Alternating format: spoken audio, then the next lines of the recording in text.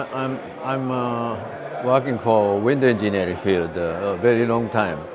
And when I studied how to control the vibration due to wind, but I noticed the inherent damping in building is very important. But it's a very important parameter for deciding the response of the wind-induced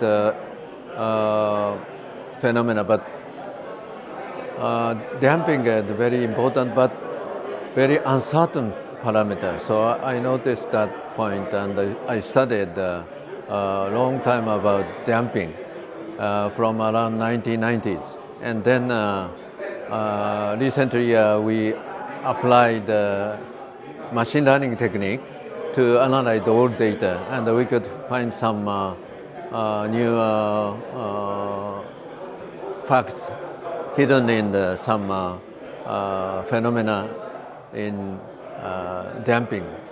So my talk is basically focusing on the damping in buildings. There are many points we should note some point especially when we evaluate the damping. So I will talk about some important notes for deciding the evaluation of the damping from the full-scale measurement.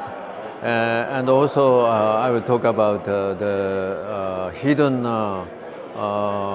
mechanism in damping in buildings. And also I will talk about the role of building parameter like height, embedment length, pile length, or amplitude, or material type, and so forth. So in long time ago, around 2000, I studied such an damping data, but at that time it was very difficult to solve the contribution of each parameter. But recently, explainable machine learning technique can find out the contribution of each parameter. So I applied this technique to the old data, and we could find some new facts. Not only wind engineers, we cannot find out the real fact in the wind-induced damage to the building. So we need some collaboration, there was strong collaboration with meteorologists.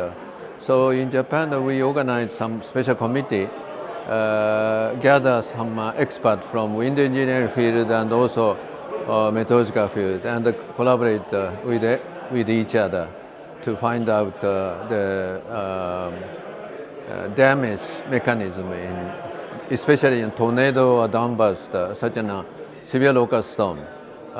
We are studying collaborate with meteorologists. That is very important, I guess.